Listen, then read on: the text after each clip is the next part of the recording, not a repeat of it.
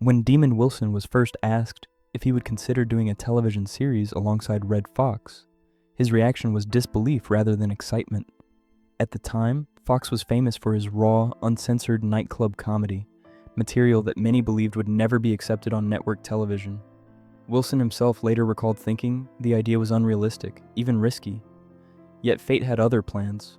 When the two finally met, something unexpected happened. Beneath Fox's sharp humor and intimidating reputation was a sharp mind and deep understanding of timing, rhythm, and character. The meeting planted the seed for what would become one of television's most iconic partnerships. What neither man could have predicted was how profoundly that partnership would change their lives, nor how complicated their relationship would eventually become once success, pressure, and unspoken expectations entered the picture.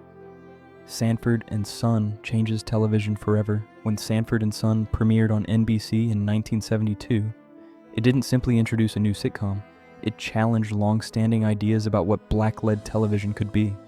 The show centered on a father and son running a junk business in Watts, Los Angeles, blending sharp humor with emotional authenticity.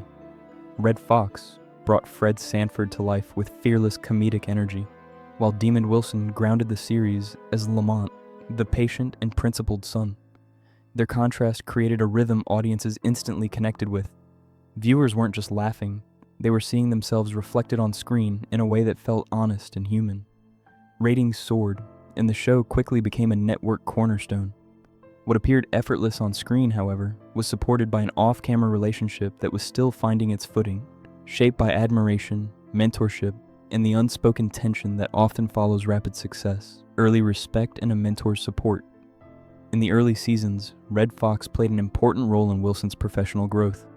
Despite his tough exterior, Fox recognized Wilson's talent and took pride in helping him succeed.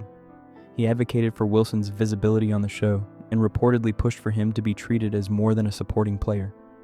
To Wilson, Fox initially felt like a mentor, someone who had already survived the industry's harsh realities and understood its hidden rules. Their relationship during this time echoed their on-screen dynamic, with Fox offering guidance and Wilson responding with respect. There was a sense that they were building something together, not just a sitcom, but a shared legacy. Yet beneath that cooperation were differences in age, experience, and expectations that neither man openly addressed, setting the stage for misunderstandings that would later grow harder to resolve. The walkout that changed everything. By 1974, Sanford and Son was one of NBC's highest-rated shows, but success brought new pressure. Red Fox grew increasingly frustrated with his contract and working conditions, believing they did not reflect his value or the show's impact. For Fox, these concerns were not merely about money, they represented deeper issues of respect and fairness in an industry with a long history of inequality.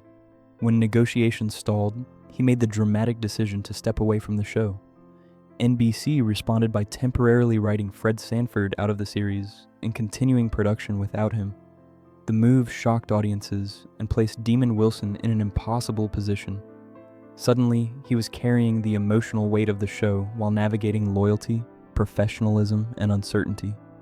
The decision to keep working would later become one of the most misunderstood moments of his career. A son left in the middle. During Fox's absence, Wilson handled his responsibilities with quiet professionalism.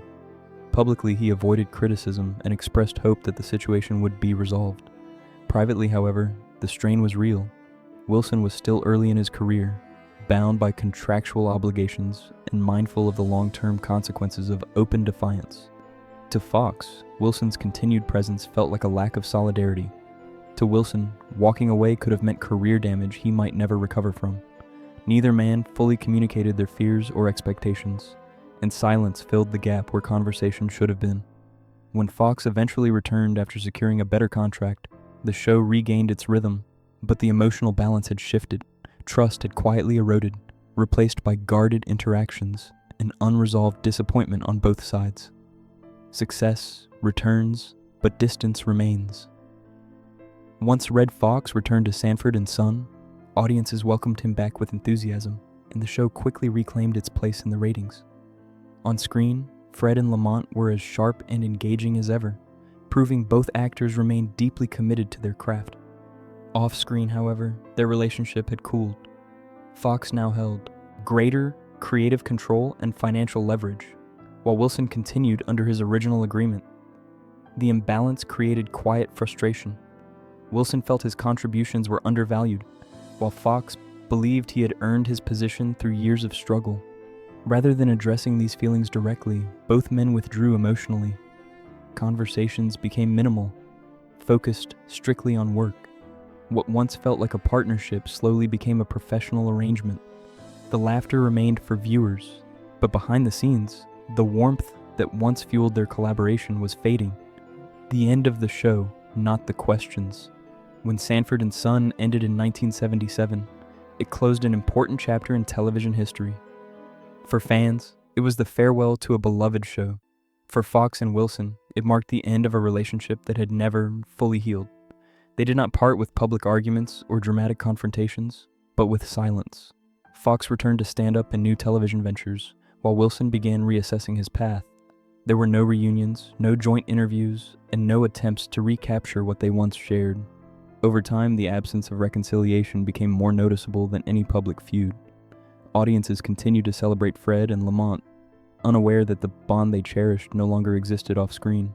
The legacy of the show endured, even as the personal connection behind it quietly disappeared.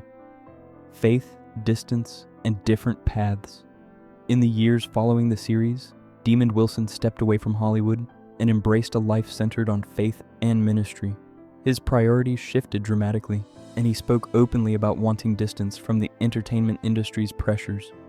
Red Fox, meanwhile, continued working until his sudden passing in 1991.